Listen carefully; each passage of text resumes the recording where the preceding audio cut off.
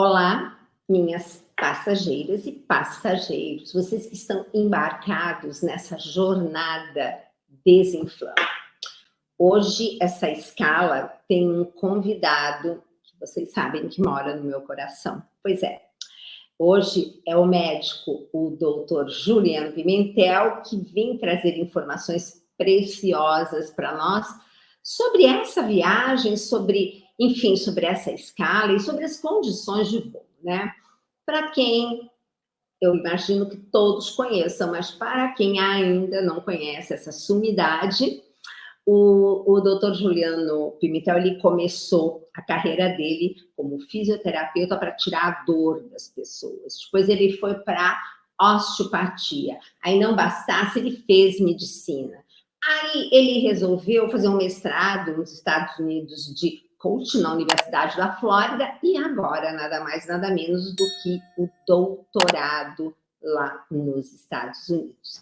Ele já tem quase que 2 milhões de seguidores nas redes sociais e ele ajuda demais as pessoas com conteúdo sobre saúde, alimentação, meditação, gerenciamento da ansiedade, usando um órgão que ele e eu somos fãs, o intestino. Inclusive, ele é autor dessa beleza aqui, ó, ao tema do livro dele, só para vocês terem uma ideia, tá? Então, esse livro aí, autor sabe das coisas. Depois vocês vão ver, olha como ele tá. Deixa eu só melhorar aqui a imagem para vocês. 2 minutinhos. Aqui. Olha o Ju aqui. Essa cachoeira devia estar gelada, depois ele vai contar pra gente. Tá? Esse livro maravilhoso. Nossa, é incrível. Bem, então, o doutor Juliano Pimentel, que além de vários livros, ele acabou de lançar esse, que já é um dos mais vendidos, e Ansiedade, o Fim da Escravidão.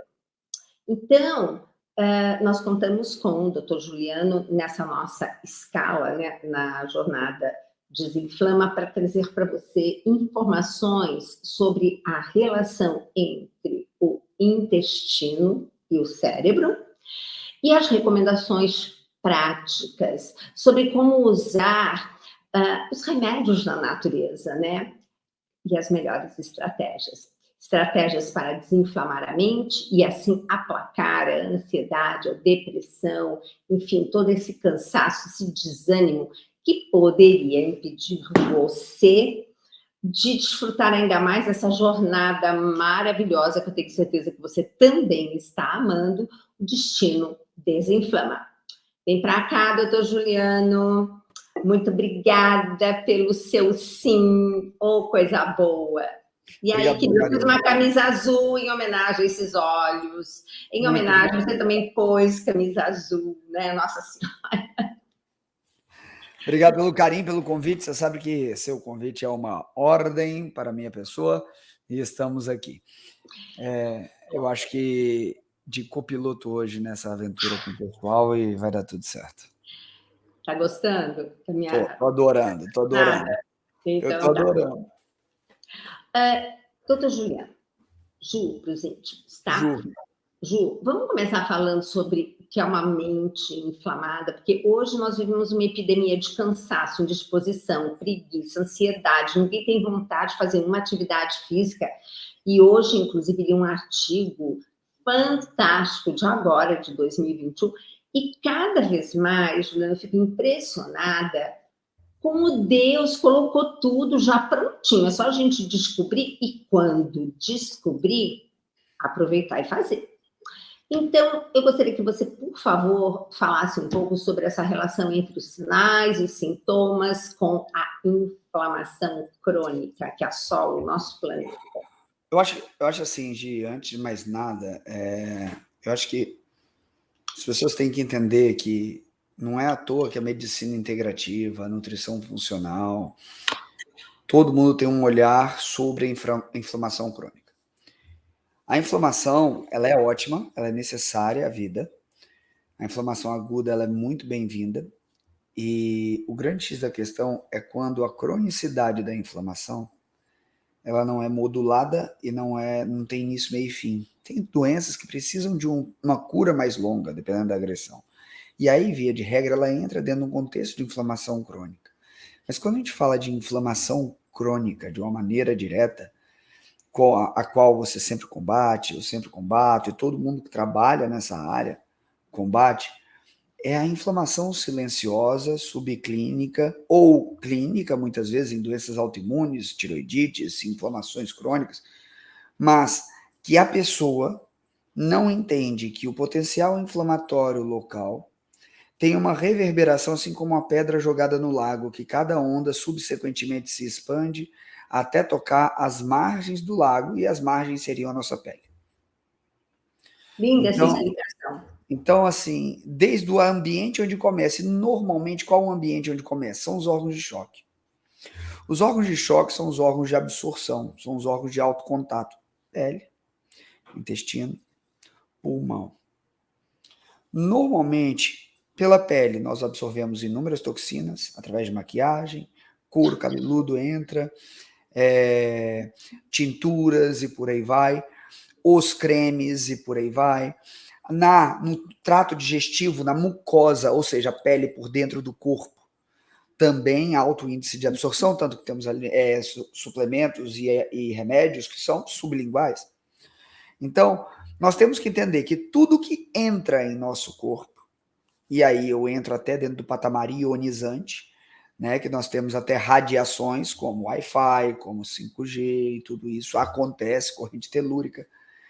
Todos esses fatores, eles alteram função metabólica do nosso corpo. Quando isso não é modulado, e hoje em dia, me diz quem que fica sem Wi-Fi? Me diz quem que está sem contato com 4G ou 5G? Ou 3G? Quem está sem celular? Não tem como, nem assim. Porque ainda assim, a pessoa carrega o celular no bolso e o celular altera o campo. Então, hoje, o Elon Musk, ele está fazendo a Neuralink, é uma empresa do Elon Musk, gente, e ele está fazendo, ele assume que o celular, ele é um gadget do ser humano. Todo mundo carrega um celular. Aí ele tem uma empresa que está para criar um implante para você ter o celular dentro do crânio. E isso já está sendo feito para você atender, para você acessar a internet e tudo isso sair na sua retina. Então, quando a gente pensa em neuroinflamação, por que eu trouxe esse escopo? Porque eu quero que todo mundo que esteja aqui, que seja seu aluno, que venha ver essa aula, entenda que a inflamação crônica, ela é inevitável na nossa vida. Primeiro, porque viver é inflamar. Viver é ter uma inflamação basal, é perder elétrons, é respirar, e nesse contexto a vida vai se esvaindo, a telomerase vai indo embora, e agora a velocidade com a qual eu queimo o pavio, a velocidade com a qual eu desgasto isso, é muito importante. Eu acho que a gente tem que trazer isso para um senso de importância e seriedade primordial. E quando eu falo de neuroinflamação, eu falo de um aspecto que as pessoas não entendem. A grande maioria não alcança isso, Gi. Porque ela não entende que o cérebro ele foi colocado dentro de um ambiente que para você chegar nele, você tem que passar uma barreira. E essa barreira, normalmente, ela não foi feita para permear qualquer coisa. E hoje em dia, nós temos uma permeabilidade da barreira hematoencefálica e gera uma neuroinflamação. E essa neuroinflamação silenciosa tem relação com transtorno de déficit de atenção, hiperatividade, dislexia, autismo, bipolaridade, depressão. Porque assim, Gi, o seu amigo aqui que vos fala, ele foi diagnosticado na faculdade de medicina por uma professora neurologista de TDAH e disléxico. Eu sabia que eu tinha dificuldade, mas minha mãe era professora de português. Uhum. Mas eu consegui, através de estudo, eu estudei todos os tipos de forma de estudar, eu estudo, pra você ter ideia, para para eu ler um livro, eu conto a história do livro para mim.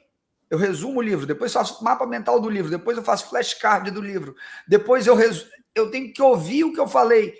E uma das formas, por que eu comecei a dar aula? Porque eu resumia dando aula para mim. Olha.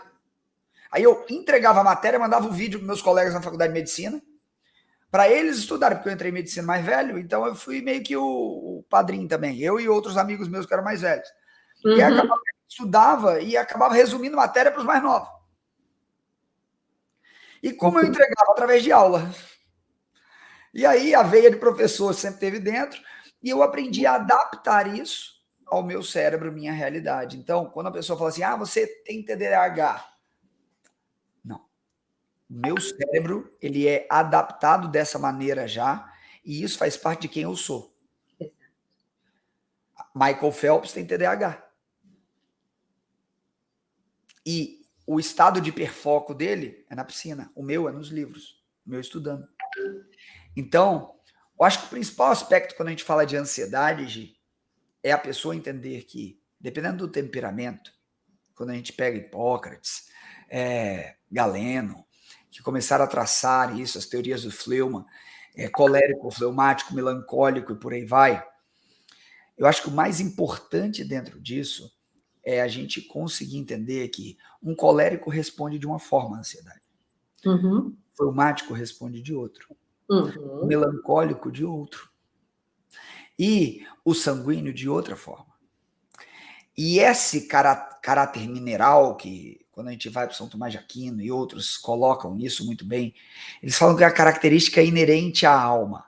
Mas para você disciplinar essa característica inerente à alma, você precisa da disciplina de fé, da maturidade. E quando você amadurece, você entende quais são os seus impulsos e a forma de resposta aos estímulos do mundo, mas você disciplina em virtuosidade aquilo que é necessário. Por que eu estou falando isso? Porque a gente tem uma pandemia de doenças neurológicas. Com a pandemia, a gente teve um aumento de em torno de 25% de doenças psiquiátricas como depressão e ansiedade. 25%. A cada 48 segundos uma pessoa se matava antes da pandemia. Agora é quase a cada 32 segundos ou 34 uma pessoa se mata. Então, o que eu estou falando aqui é uma coisa muito séria, que a gente não fala abertamente, e que hoje a ansiedade, Gi, inclusive, eu acho que no último programa que a gente está fazendo agora, da canção nova, da virada do ano, as pessoas vão entender o que com isso. Eu falei um dado que teve que ser ajustado, até no livro, na próxima versão eu vou ajustar, que foram 74 milhões de abortos no ano anterior. Uau. Agora me diz uma coisa, o que leva alguém a abortar se não a ansiedade? Senão o medo de não ser suficiente, de mudar a minha vida, de mudar aquilo que eu quero, de mudar aquilo que eu penso que sou ou a rota que eu penso que tenho que ter na minha vida. O que determinei para mim. E a pessoa não entende que por trás disso tudo existem micro e macronutrientes que norteiam a formação de uma estrutura da vida. Porque toda doença, e a ansiedade não fica fora dela, que a ansiedade não é só algo que vive com o ser humano, mas patologicamente falando, ela está dentro do DSM, ela é uma doença, tem um CID. Então, encarando ela dessa maneira, nós percebemos que a ansiedade precisa ser encarada de frente. Só que, todavia, como eu combato e encaro uma coisa que não existe? Exato. Porque ela não é palpável. E porque ela, na realidade, é fruto do medo. E 99% dos medos nunca existiram e se manifestaram na sua vida. Só que por existir na sua mente, o seu corpo acredita que é real. Porque assim como tu crês que és, assim você é. E aí, dentro dessa realidade, se você vive em medo, seus hormônios respondem medo. Você se mantém em estresse. Você esvai as coisas, você dorme pior. Você acorda com pânico. E aí você não sabe por onde guiar, por que caminho vai seguir.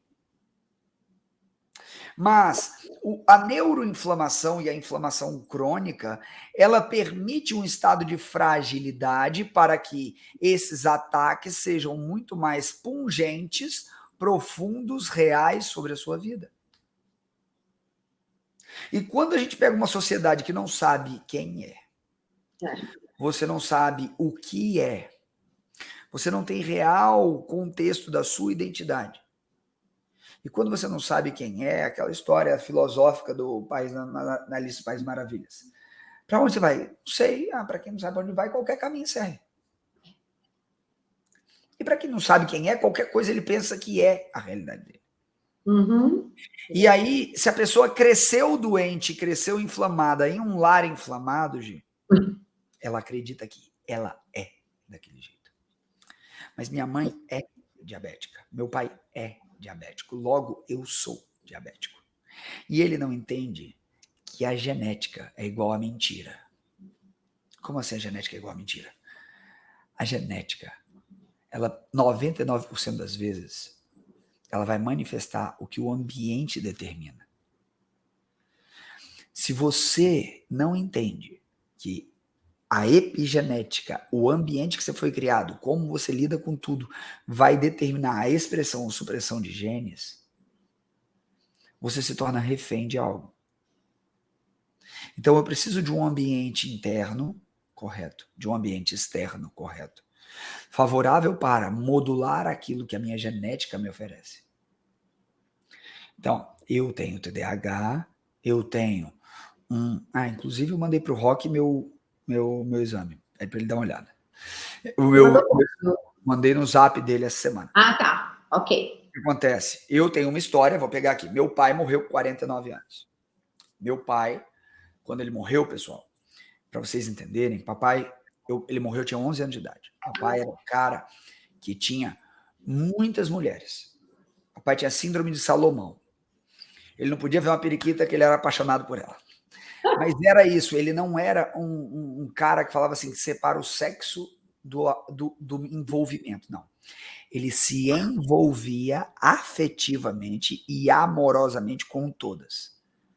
E isso gerou uma destruição no cerne dele. Entendi.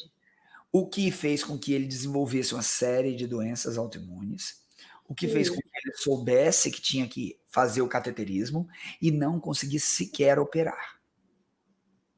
E ele morreu com 49 anos. Então, eu tenho essa mesma genética. Os últimos 3 anos da minha vida, da pandemia, cuidando da Carol, para quem está lendo o livro vai ver toda a história, foram bem desafiadores. O foco não estava em mim, o foco estava na minha esposa, na minha família. Tenho que prover como homem, como patriarca, tenho que cuidar da minha esposa e vou fazer tudo isso da melhor forma que eu puder. Aí acabou a pandemia, acabou tudo, Carol tá curada, graças a esse cara aqui, ó. E aí o que acontece? Agora eu fui fazer minha revisão. Aí a carótida já deu uma dilatadinha, mas não tem placa ainda. Mas já é um sinal de alerta. Falou, opa, então tem que cuidar. Ju, tá inflamando. E aí, por que eu tô falando isso? Ju é o meu corpo falando comigo mesmo e eu falando comigo. Ou tá inflamando. Então vamos fazer uma angiotomo. Aí fez a angiotomo. Aí já detecta o que tem. Avalia, tem uma plaquinha aqui, tem outra ali. Qual o cuidado? Primeira coisa, não tem opção. Vai ter que voltar a fazer tudo do modo xiita. Ou então você vai ter o mesmo fim que teu pai. Que o ambiente determina. A genética é secundária dentro disso. Então, o meu comportamento, a minha quebra nos padrões de sono por causa da neném que nasceu e quebraria tudo de novo, tá tudo bem, é neném pequena, tem 2 anos, acorda com pesadelo, grita. Mas isso tem que ser cuidado. Porque hoje, tanto que um dos capítulos que eu falo dentro do livro, Gi, eu abordo bastante sobre sono, porque sem organizar o sono, não tem como a gente desinflamar nunca. Perfeito. É um dos nossos pilares, exatamente. Não tem como a gente desinflamar nunca. E eu vejo, Gi, que as pessoas, elas estão, a maioria delas ignora essa questão da inflamação até que a doença bata a porta. E por mais que a gente fale disso, aos 4 ventos, você fala no programa Mais Saúde, você fala isso há anos, você já escreve isso quando eu ainda estava entrando em medicina. E eu falo assim, as pessoas tendem a dar valor somente quando o medo está muito grande e tem atestado na porta, assim, ó.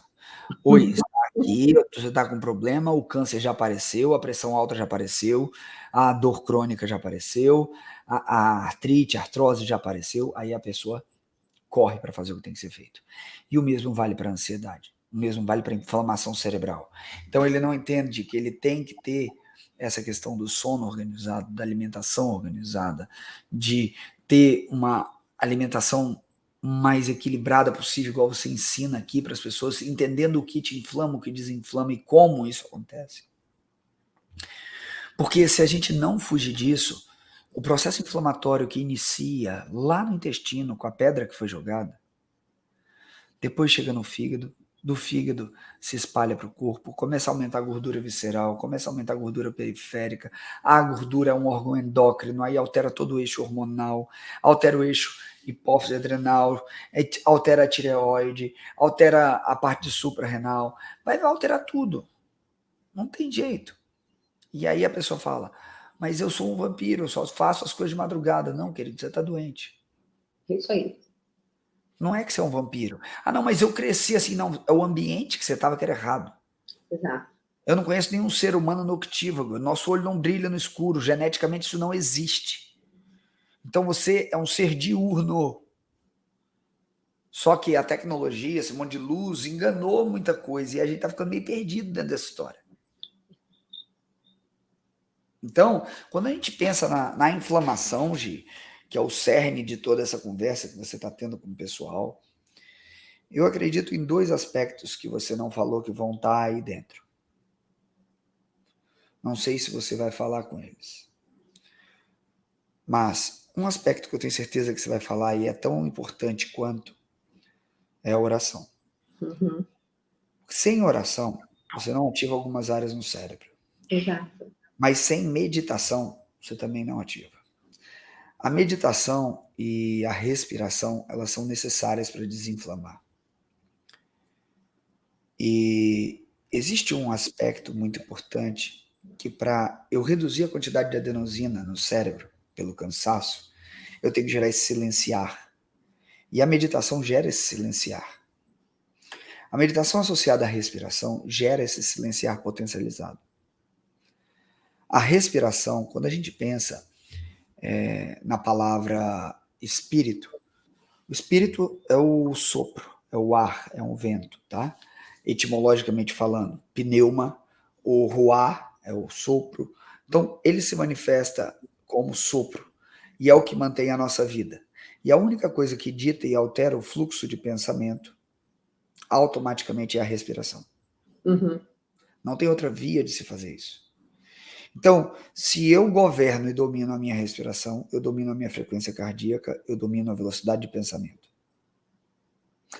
E as pessoas hoje se confundem, e eu respeito muito o Cury, ele levantou uma teoria do síndrome do pensamento acelerado, mas eu discordo, eu tenho um pensamento super acelerado, mas o meu pensamento acelerado ele é canalizado para onde eu quero. O problema é você ter um pensamento acelerado sem você ter o domínio sobre ele. Sim, um cavalo desgovernado, né? Pô, vamos supor que você tem uma Ferrari, você quer que a Ferrari ande a 20 por hora? Não, você quer uma Ferrari que ande na velocidade de uma Ferrari. Mas eu tenho que ter um bom motorista e uma boa estrada. Se eu não tiver um bom motorista e uma boa estrada, aí eu tenho um problema, entende? Uhum. Mas hoje, dentro dos contextos, eu entendo a ótica dele, porque quando a gente fala dentro de uma ótica sistêmica, aberta, é muito complicado no mundo que a gente vive hoje, as pessoas, em meio a vícios de televisão, de internet, de sono alterado, realmente ela vai pensar que o pensamento é um inimigo para ela, porque ela não direciona isso para a utilidade.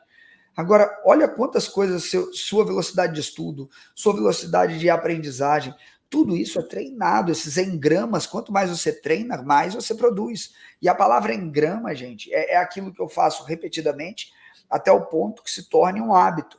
Então, o vício é um hábito, virtude é um hábito. E é um quê? É um engrama que foi repetido muitas vezes em um contexto ambiental, numa valência emocional, numa valência sentimental, até que isso tivesse feito quem você é ou pensa que é. Então, desse quem eu sou ou penso que sou, este é um problema. Quando o indivíduo sempre se viu ansioso e sempre viu isso como um problema e forte carga emocional é colocada dentro disso, ele acredita que o modo operandi de resposta dele é sempre esse. É a única que ele conhece. Isso, e aí ele vive no modo de sobrevivência e ele não consegue romper esse ciclo. Mas para eu romper um ciclo de vício, eu preciso de uma autovalência de energia. E aonde a neurociência não toca? Na fé. A neurociência não toca na fé. Não tem como ela tocar na fé. Tudo que ela toca na fé, ela aborda como algo fisiológico, como algo disso ou daquilo. E a fé é o que consegue. Porque você fala assim, o cigarro é um vício tremendo, que é impossível de alguém parar, um dos mais difíceis. Vai em qualquer igreja, não é na católica só não. Você vê quantas pessoas largam o vício assim, quando conhecem e aceitam a presença de Deus, incondicional na vida. Aí como a neurociência explica isso? Não tem explicação direta para isso, não tem. Tem o ponto de Deus. Não, já tentaram pesquisar e o ponto de Deus não é tão ponto assim como todo mundo dizia. Então, o grande X da questão, gente, que a gente tem que colocar aqui enquanto vocês virem as vias convencionais, as respostas serão convencionais dentro do patamar do que lhes foi oferecido. Enquanto você for na via psicologicamente convencional, suas respostas serão psicologicamente convencionais dentro do que lhe foi oferecido. Essa estrutura é onde 99,9% dos profissionais operam. 99,9% opera nessas duas partes. E elas são incríveis e sozinhas elas já geram grande transformação na vida das pessoas, gente. Porque tudo que a gente construiu pela mente. Mas por que hoje, e eu vou fazer essa pergunta agora, eu quero a sua opinião. Lá vem você, me sinto sabatinada quando você me pergunta essas coisas. Deixa eu fazer uma pergunta. Por que hoje você acha que cada ano que passa a gente cresce mais a quantidade de problema psicológico, mesmo com um número crescente de psicólogos? Porque a gente só vai acumulando lixo, na verdade. A gente não faz uma limpeza, entende o que eu quero dizer? A gente não põe ordem na casa. E eu ia te perguntar, inclusive, porque a nossa passageira está nervosa aqui, está assim, na poltrona do avião, e dizendo assim, mas me dá uma ideia do que fazer, eu quero uma coisa prática. E aí, vamos depois direcionar para isso, né? Não, isso é fácil. Em escala, né? Eu já comecei, que a passageira não conseguiu perceber. É igual eu falo, a pessoa pode estar do lado da orientação. Ela pode ter um livro de francês do lado. Se ela não lê francês, ela não vai entender o que eu estou falando. Exato. Então, eu posso ter falado já a solução para a passageira, mas ela vai entender na hora que você falou. Exato. Mas vamos decodificar um pouco mais? Vamos lá. Por que eu digo isso? Porque hoje a gente tem ótimos nutricionistas, a nutrição de hoje não é a mesma de 5 anos atrás, o olhar é incrível, e assim, por que o mundo está cada vez mais gordo? Por que o mundo está cada vez mais doente psicologicamente? Porque a gente está abordando só 2 esferas do ser, o corpo e a mente, o corpo e a mente, o corpo e a mente. E a dissociação do espírito não funciona. E aí, qual a melhor forma de eu dominar o espírito, dominar a mente e o corpo ao mesmo tempo? Através da respiração. Não tem fazer uma pergunta, Ju. Pode fazer. Porque quando eu ensino a respiração 4, 7, 8, que é aquela, inspira em 4, segura 7 e solta em 8, a gente, eu acho que até começou a falar a respeito que sempre o expirar tem que ser maior do que o inspirar e segurar. Não necessariamente. A respiração, Gi, no livro tem um capítulo que eu falo exatamente sobre isso. Eu não cheguei lá. Não, tá tudo bem. O livro é o seguinte, toda respiração ela tem 4 fases. Eu quero que você preste atenção nisso que eu vou falar. Primeiro, a fase inspiratória. Existe uma leve pausa entre a inspiração e a expiração. A expiratória e a pausa da expiração para a inspiração. Aí volta o ciclo. Então, eu posso vir daqui para cá, da inspiração para a expiração sem pausa. Eu posso associar essas pausas e eu posso brincar com essas pausas. Ponto. O processo respiratório, ele vai gerar resultado, independente de qual contexto seja. Por exemplo, existe uma respiração que se eu pego e faço, inspira, solta. Inspira, solta. Só isso. Inspira e deixa sair. Puxa pelo nariz e deixa sair. Puxa pelo nariz e deixa sair. Puxa pelo nariz e deixa sair. Sai pela boca ou pelo nariz? Pela boca. Pode soltar pela boca, tá? Porque a resposta é diferente também. Então, assim, se a pessoa puxa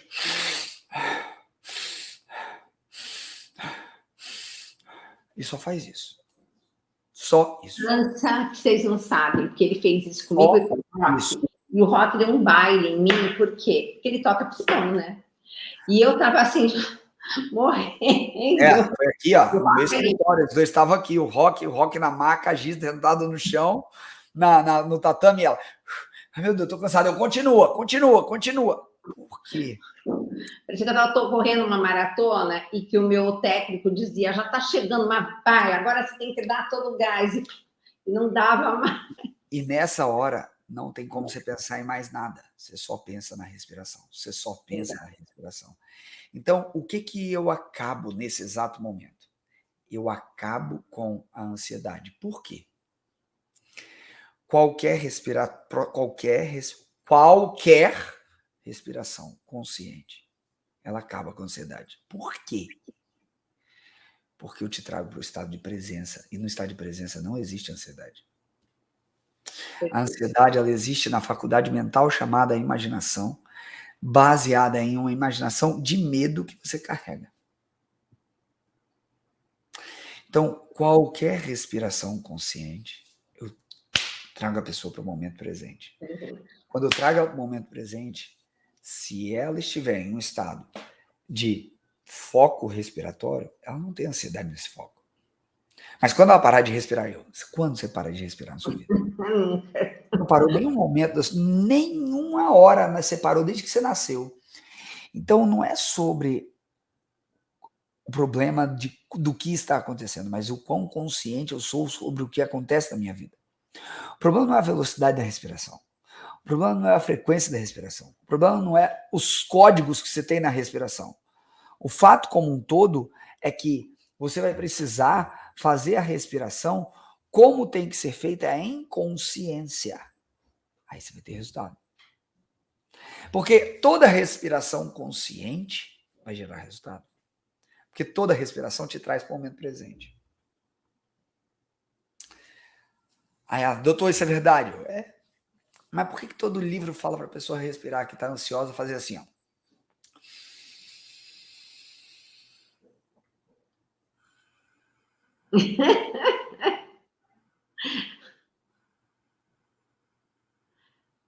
Solta dobrado.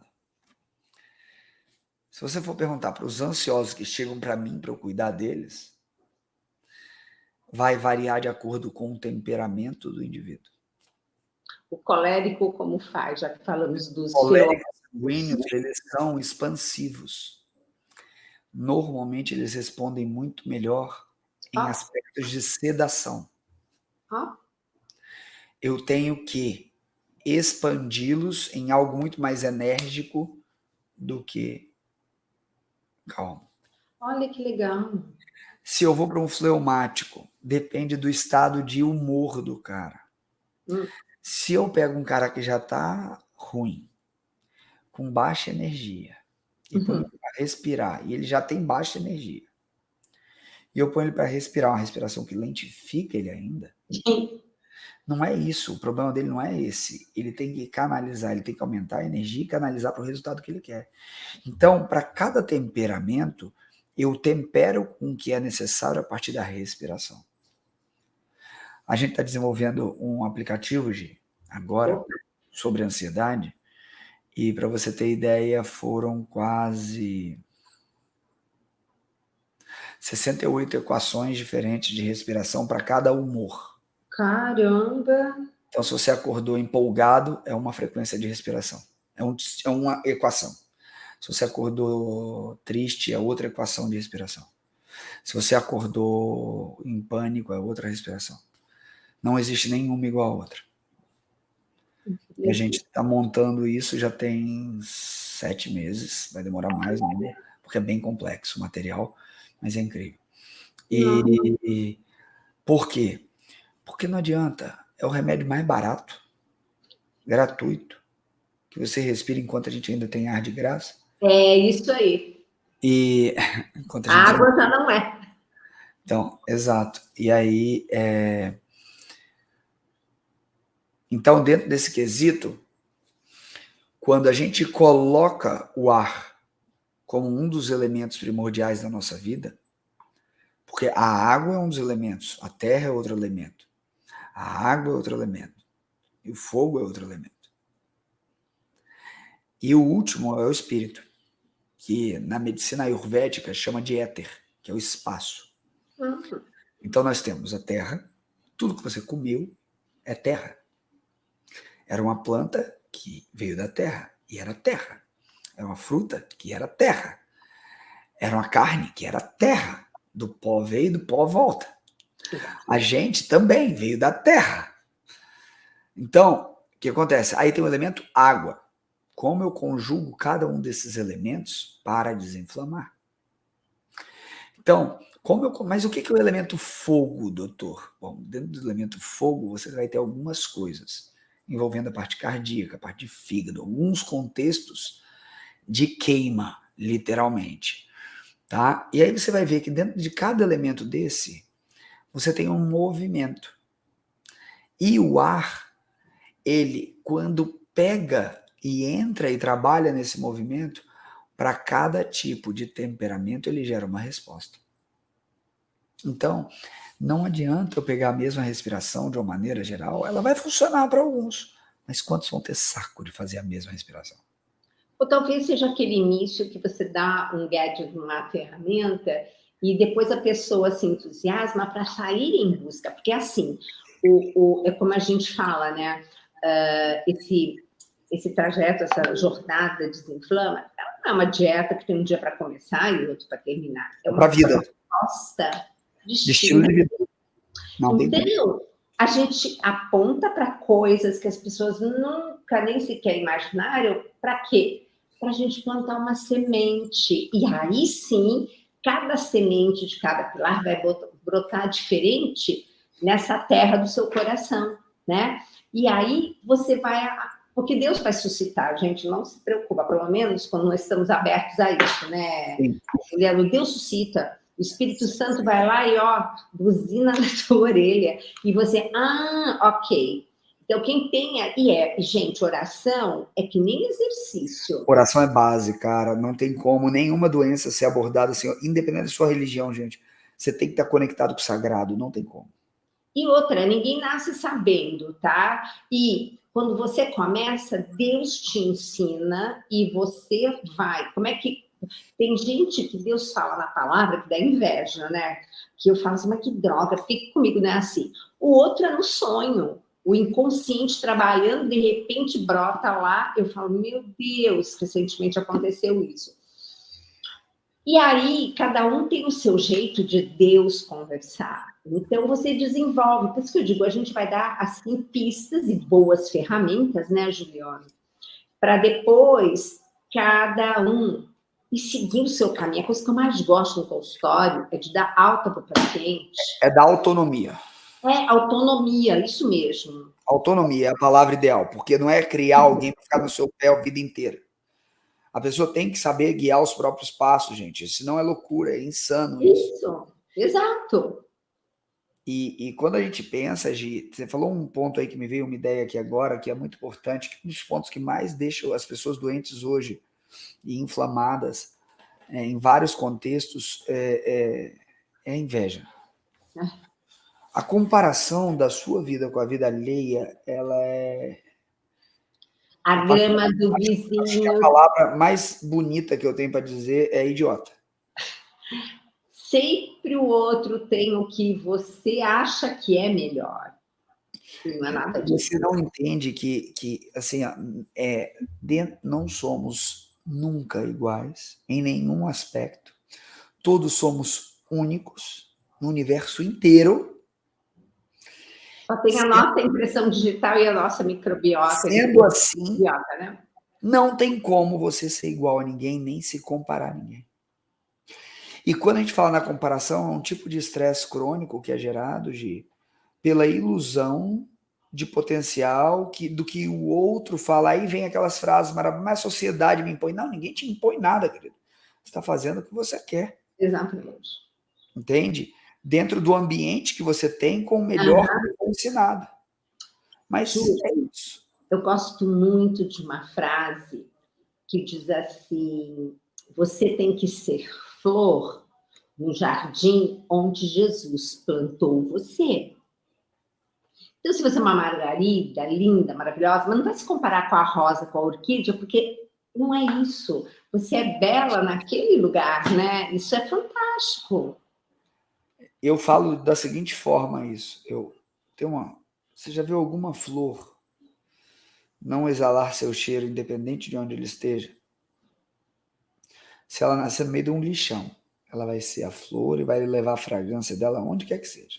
Se ela nascer no jardim, igual, em qualquer lugar. Então, assim, quando a gente desabrocha para a nossa essência, a gente para de ficar nas limitações da inflamação. Aí a pessoa fala, mas doutor, como é que eu vejo sinais que eu estou neuroinflamado? Que eu estou inflamado? Vou dar um exemplo. A alteração de sono é um, eu já falei. A irritabilidade é outra, já falei também. Quando você pega e flutua muito o humor, e a mulher tem muito disso, por conta do ciclo menstrual, é outra fragilidade dessa parte neuroendócrina. E aí, quando a gente pensa nessas flutuações de forma mais agressivas, e a pessoa está sempre cansada, fadigada, não tem uma boa memória, tudo isso já vai mostrando um grau de neuroinflamação. Não tem como ir fugindo. Mas como eu modulo essa neuroinflamação? Começa pelo intestino e pelo sono. Porque se você não pegar e conseguir ajustar isso, tudo vai dar errado. Ah, doutor, mas dá para fazer terapias endovenosas? Dá, porque o intestino nem sempre absorve tudo. Por exemplo, se eu pego um dos ativos que é hoje, um dos mais estudados no mundo, é usado há mais de 4.500 anos. A cúrcuma é usada há mais de 4.500 anos.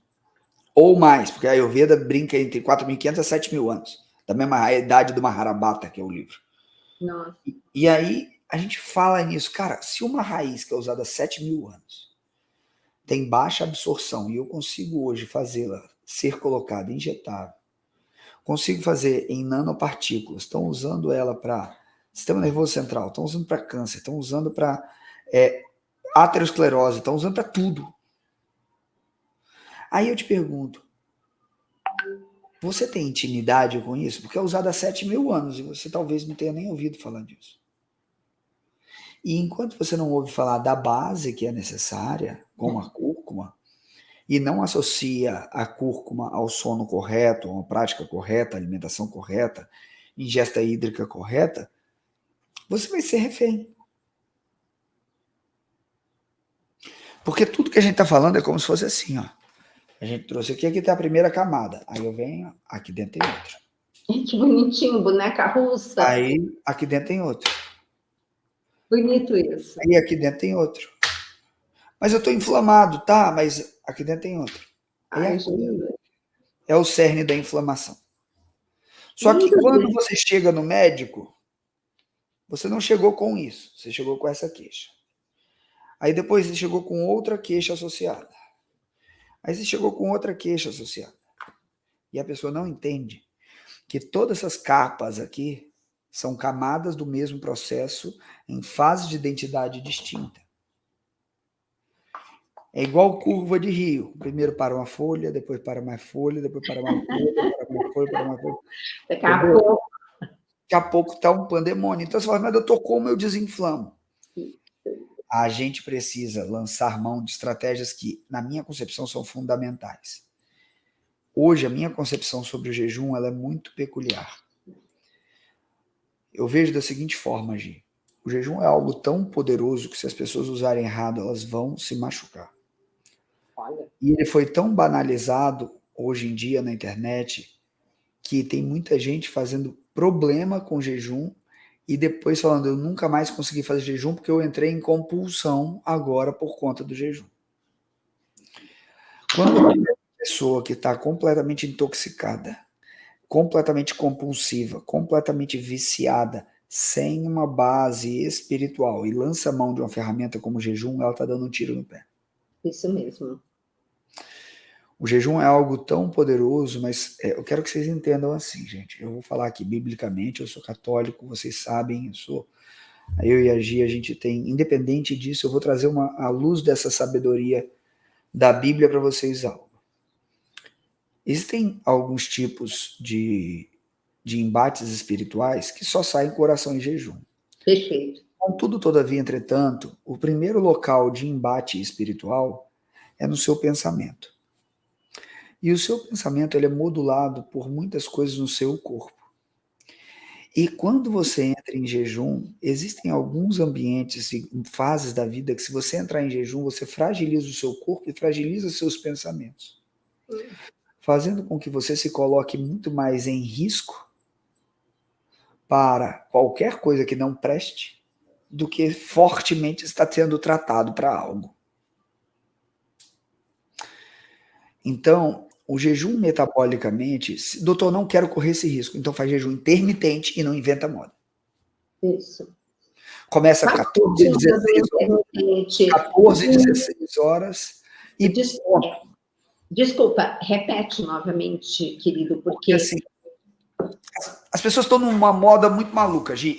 Você me conhece, eu tenho prática de jejum prolongado, jejum espiritual. Carol fez décadas de jejum. Dezenas de dias ali. Décadas não, né? Dezenas de dias, eu troquei. Dezenas de dias. Mas assim, Carol fez 21 dias. No livro a gente fala isso abertamente. Tá? E normalmente a gente não fala dos nossos períodos de jejum na internet. Perfeito. Mas naquela época, especificamente, a gente falou e a gente sentiu no coração que tinha que falar disso. Abertamente. Não, exato. Para não parecer que é algo que só Cristo consegue fazer 40 dias de jejum. Não, tem várias pessoas no mundo que conseguem fazer 40 dias de jejum. Várias. Não é só Cristo que fez isso, tem muitas outras que fizeram ao longo da história da humanidade. Mas o que eu estou falando aqui é a intenção por trás do jejum é mais forte que o próprio jejum. Quando você junciona uma intenção dentro da ação coerente, juntamente ao processo de jejum, o resultado vem. Então, mais poderoso do que o tempo de jejum é a consistência sobre o uso do jejum intermitente num estilo de vida saudável.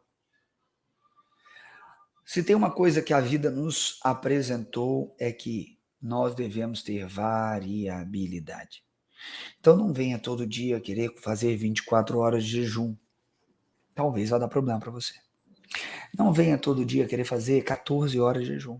Faça 14, depois 16, às vezes 18. Volta para 14. Come normal, sem jejum. Brinca com isso, mas simplesmente mantenha ali, ó, de 14 a 18.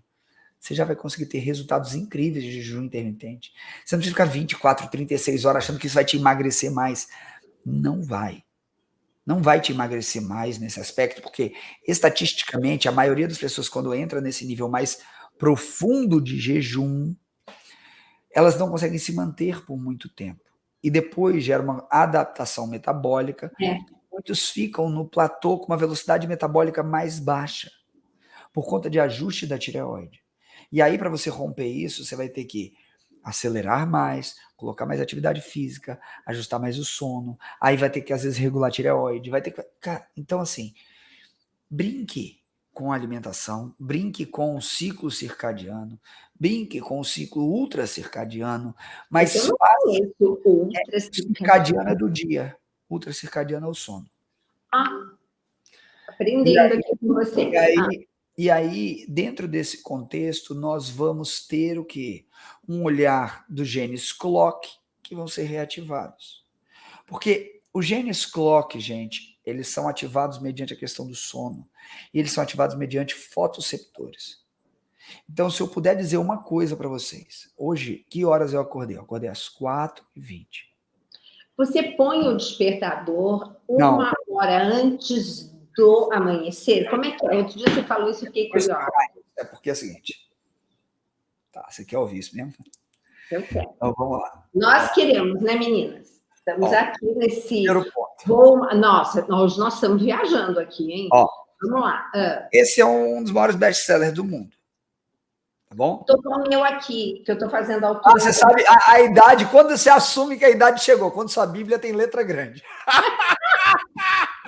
Nem me fale. Meu Deus! E aí, Gi, deixa eu te dizer. Adorei. Existem alguns trechos que são citados na Bíblia sobre madrugar. É mesmo, rapaz, né? Tem! Aí você pega os malucos, tem o quê? 2 Bíblias perto, porque uma tá nova, a outra já tá mais gulepada. Aqui, por acaso, são 2 Bíblias também. Nós É, estamos olha só, muito em a minha Bíblia é sintonia. toda assim, ó, Gi, olha aqui como é que é. Então, Linda, é linda. toda rabiscada. Então, quando a gente fala sobre essa questão do sono, ó, eu tenho os tags aqui, ó, madrugar. Então, a gente pega um madrugar na Bíblia. Aí você vai aqui, ó. Ele vai falar assim, aquele que acorda antes do sol. Cadê? Deixa eu ver. Cadê? Aqui, ó. Ah, tá.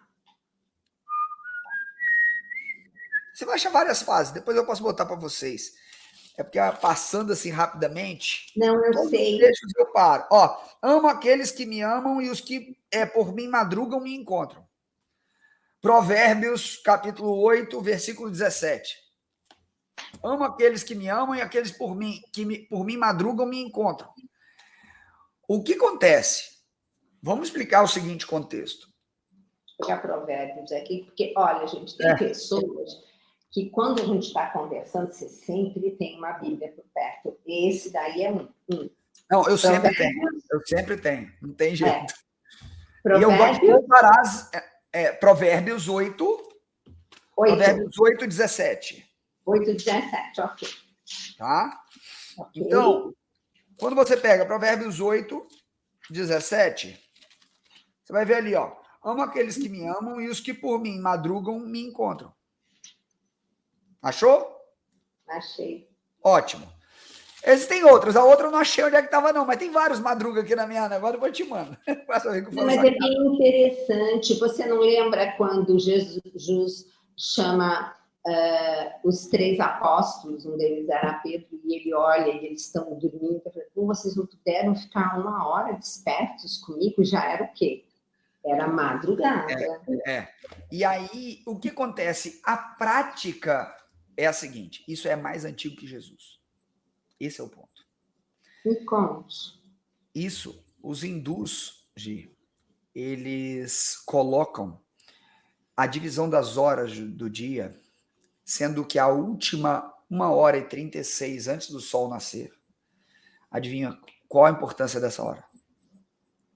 É a hora de maior conexão espiritual que existe. Uau, 1h36 Exato. 1h36 antes do sol nascer é o principal horário para você fazer suas orações, preces. Então, meninas, ó, eu vou começar a fazer isso. Acho que vocês também podiam fazer. Só que para fazer isso, a disciplina do sono tem que existir. Claro. E daí você está fazendo o quê, ó? Então, está cortando, exatamente. Porque, por exemplo, o Rock e eu, nós acordamos às 5 da manhã, mas é o seguinte, 9 da noite nós já estamos deitadinhos, grudadinhos, e faça sol, faça chuva. Outro dia eu tive que dizer não para um padre, que eu não ia fazer um encontro no meio da semana à noite, porque eu falei, e a gente tem que aprender a dizer não, né? Lógico. Fim de semana conta comigo a qualquer horário, mas aqui é a casa de médico e de profissional da área da saúde, e a gente começa pela disciplina do sono. Não, a gente começa sendo congruente. Se eu falo água, eu tenho que viver aquilo. Exatamente. Então, assim, quando eu falo sobre isso, Gi, hoje eu acordei, aí Bela acordou, tava com pesadelo, eu dei TT para ela, dei uma madeirinha, fui lá, botei ela na cama para dormir com Carol. Falei assim, ó, eu vou correr. Se a Bela, como o sol tá nascendo às 5 e pouco, deixa eu ver a hora que o sol tá nascendo aqui em Indaiatuba. Eu vou dar uma olhada aqui também, tô pegando nisso, ó, gozado, a gente também teve relógio, blá, blá, blá. Sol tá nascendo em Indaiatuba.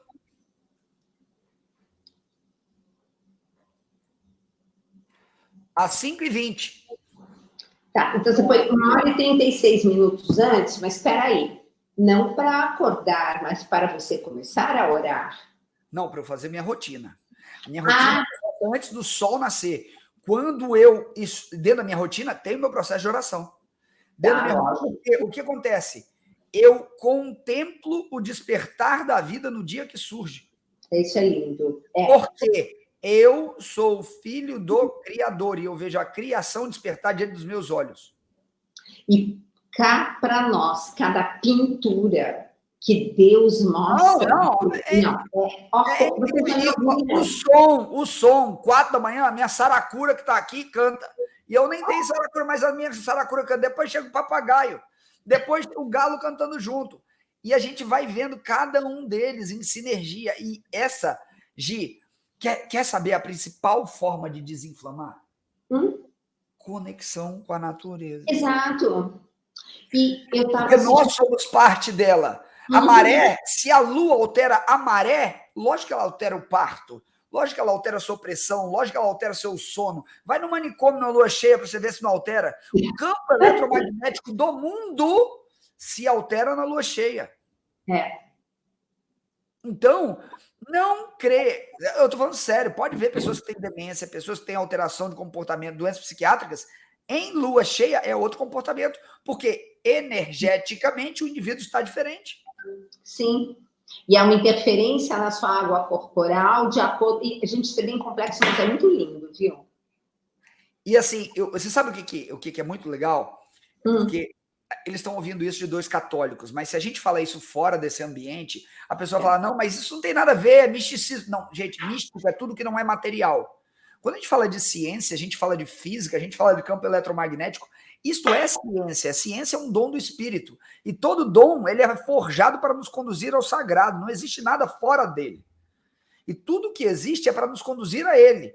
Mesmo aquilo que te levou para um estado de sofrimento, porque ele é onipresente, onisciente, e como nós somos templo dele, nós também estamos dentro desse contexto. Nossa, você está sendo resposta de oração para mim hoje, de um artigo científico que, de repente, que Deus se manifesta para mim, cada um tem que entender, mas para mim Deus se manifesta nos acontecimentos do dia a dia, que eu percebo que ele está me conduzindo. Quando dizem assim, quando você faz uma escolha, você gera uma crise, porque você vai ganhar uma coisa, mas vai perder outra. Gente, mas eu não escolho, eu sigo a vontade de Deus para mim. Então, eu só tô ali no caminho, né? Você hoje foi, porque de repente eu me vi lendo um artigo científico, vou mandar para você, Bárbaro, e aí está falando de uma metaloproteína, que é aquela metalotionina, que é onde tem 30% dos aminoácidos são de cisteína, tá? Só que tem um baixo peso molecular, olha isso. Ela é praticamente líquida. E esse praticamente líquida vai mudar de acordo com o metal pesado que ela vai capturar para evitar uma doença degenerativa. Olha que eu quero ler. Não, Máximo. Manda para mim. Eu quero ler. Vou mandar. Inclusive, a FAPESP, quando fez, porque aí eu fui atrás de outras coisas, eu demoro para estudar, porque eu leio um artigo, daí já seguro aqui, vou pegar outra informação para entender melhor a outra, né? E a FAPESP fez uma publicação de agora, de agosto deles, tá? E eles fizeram no jornal, enfim, uma matéria sobre isso, e o autor falou assim, é que nem aquele homem líquido do Matrix. Falei, gente, mas que cara, ele viajou. Plasma, caso plasma, entendi. Então, esse negócio da forma é uma coisa que tá bem dentro daquilo que você está falando, em outro nível, mas eu estou entendendo. Mas, olha, obrigada, viu? Porque você falou umas coisas incríveis. Porque, assim, na realidade, o nosso papel aqui, dentro desse contexto, é assim, por mais que eu estude uma vida inteira, Deus sempre vai se manter um mistério. Por mais que a gente faça tudo o que a gente sabe tecnicamente e ajude as pessoas com isso, esse toque do desinflamar em cada uma das camadas da essência do ser, ele é necessário. Sim. Porque não adianta eu cuidar do corpo e ignorar o resto. Vai dar caca, esquece, querido. Não adianta eu cuidar da cabeça e ignorar o corpo. Não adianta eu cuidar do corpo e da cabeça e ignorar o espírito. São as 3 dimensões juntas. Não tem como. E assim, gente, eu falo assim, esse livro eu levei 1 ano para escrever, com todo carinho, porque eu ia, pausava, fazia, ia, pausava, fazia, ia, pegava. dava para alguém ler para ver se a pessoa entendeu. Não entendeu, eu ia trabalho aqui em casa, ela grifava inteiro. Se ela não entendesse, eu reescrevia até ela entender. Porque não tem jeito, Gi. O processo de desinflamação ele tem que ser contínuo na nossa vida, em todos os contextos. E a parte alimentar, você vai entregar isso com maestria. O jejum pode ajudar, o sono pode ajudar, com certeza, cada uma dessas coisas vão ajudar. Mas primordialmente, tenha a alimentação correta, a ingesta hídrica correta, a respiração correta, o tempo de silenciar a mente correto, que você vai conseguir fazer isso. Se você parar para pensar, o maior deserto de Jesus, no jejum, foi se abster de.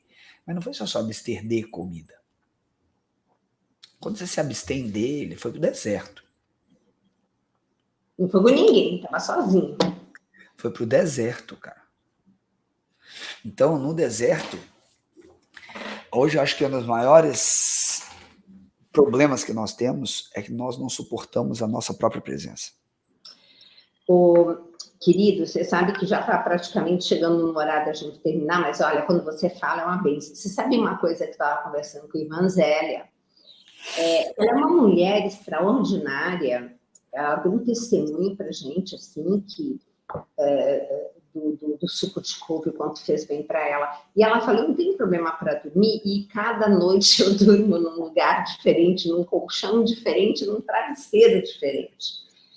Agora, ela se abastece, sabe como? Em períodos de retiro de silêncio. Ela tem uns retiros, eu tô louca para fazer. Ela tem uns retiros e a primeira coisa que ela faz, ela pega o celular e pega o relógio, porque nós estamos escravos do tempo também. Não nos deixamos conduzir. Então, esse é um retiro que eu tô louquinha para fazer. Eu ia fazer esse fim de ano, mas não deu tempo. Dia, aqui do lado de casa tem no Mosteiro de Taici, de 7 de 30 dias. 7 de 30. Eles fazem aquele de... não é São Tomás de Aquino, aquele dos camilianos. Qual que é? Aqui são jesuítas. Loyola. O Inácio Loyola, que tem todo um guia, um roteiro também de meditação e silêncio, né? E, nossa, a gente tem tanta coisa boa. Olha, eu acho que essa aula, essa live que nós falamos no final, se a gente for estudar, é trazer para as pessoas o desejo, porque, olha, deve ter despertado em você esse desejo, porque despertou em mim. E eu já faço tanta coisa que não é nada, né? Porque a gente ainda não faz nada. Mas... olha que bacana, eu já botei meu despertador 1h36 antes. Então, bacana, porque e você veja como você tem razão, porque quando mudou agora, não chegamos a mudar o horário, né? Porque a gente sempre, quando chegava o horário de verão, a gente atrasava, e aí a gente se mantinha, né?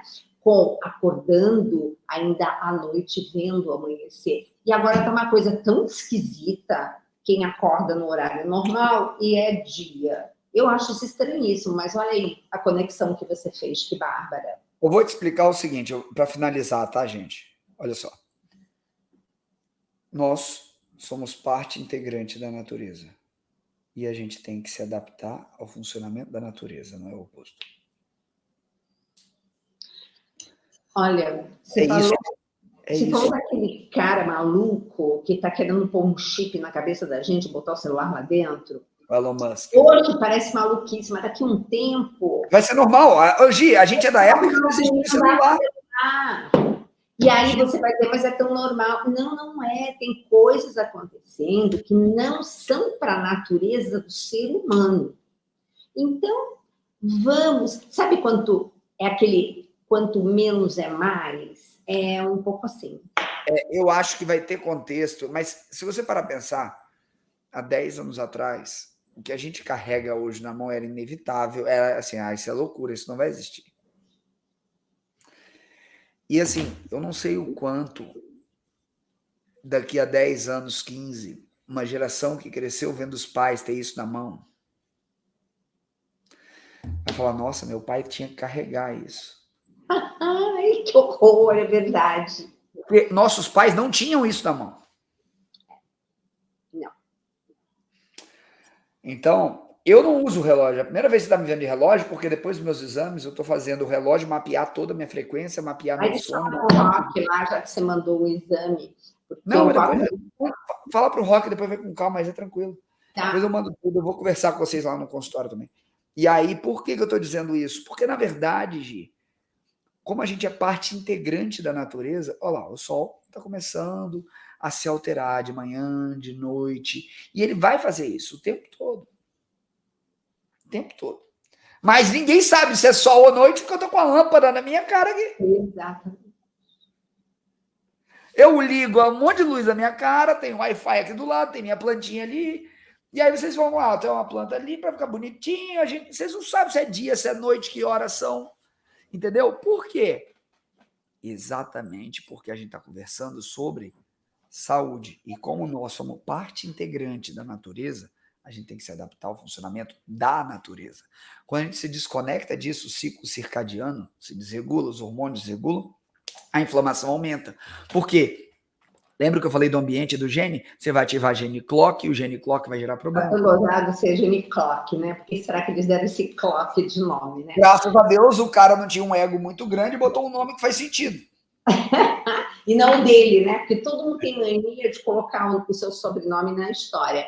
É. Ai, Juliano, cada vez que eu convido você, eu aprendo tanto. Imagina as meninas aqui em pleno voo. Vocês devem estar babando, né? Porque eu estou. Ai, Ju, como te agradecer, querido? Ó, qualquer dúvida, gente, me manda direct lá, manda um oi, eu faço o máximo para responder. Fiquem à vontade, deem uma lida no livro, me pentelha lá, vai ser um prazer falar com vocês, tá bom? Fica com carinho. Vocês vão Super amar. livro, peraí, deixa eu ver aqui, porque Isso. pronto, ó. Esse super, hiper livro. Ai, devia estar gelada essa água. Não, outra Tá. coisa, bem frio é importante, né? Super. Quer que eu explique rápido por quê? Quero, claro, me conte. É por causa do tempo. Vamos lá. As Rapidinho. principais terapias que existem hoje em relação ao tratamento da ansiedade, elas são a terapia de comportamental, que é um confronto ao medo. Tem a terapia de compromisso, a terapia de aplicação da realidade que você se compromete. Mas, de uma maneira geral, todas vão implementar uma execução que sobrepuja o medo. E aí, você mora em São Paulo, naquele inverno, 2 graus, vão tomar um banho gelado logo saindo da cama? Não, você tem medo. Você vai Você assim, não cara... quer desconforto, você não quer nada que doa e que te traga desconforto. Porque assim, eu vou rasgar o verbo aqui, porque tem gente de todas as religiões, mas eu vou explicar isso dessa forma. Quando você pega um livro de uma Santa Teresa d'Ávila da vida, que ela fala assim, qualquer coisa que eu passe nessa vida, se eu souber que estou passando para a honra e glória daquele que deu a vida por mim, é mérito. É a honra e ainda assim é muito pouco, sabe? Então, o sacrifício de eu entregar um banho gelado para o que verdadeiramente importa no meu coração, para eu quebrar a ilusão do medo que eu carrego no meu coração, porque Deus vive e falando para mim assim, ó, não tenhais medo, não tenhais medo, não tenhais medo, não tenhais medo, não tenhais medo. Um para cada dia do ano, cara. E você que tem uma doença e vive sobre medo da doença, você vive sobre o jugo do medo. Rompe, começa a adestrar o seu corpo, começa a treinar. Gente, nós somos um animal com um dom incrível que Deus deu, mas a essência animalesca, ela existe. Olha o mundo do jeito que está. 74 milhões de abortos. Você larga bicho no mato, tá no cio igual, não tem jeito. Exato. E como diz o fundador de uma ordem religiosa católica, ao corpo devemos dar sempre um pouco menos do que ele nos pede, senão ele nos atraiçoa.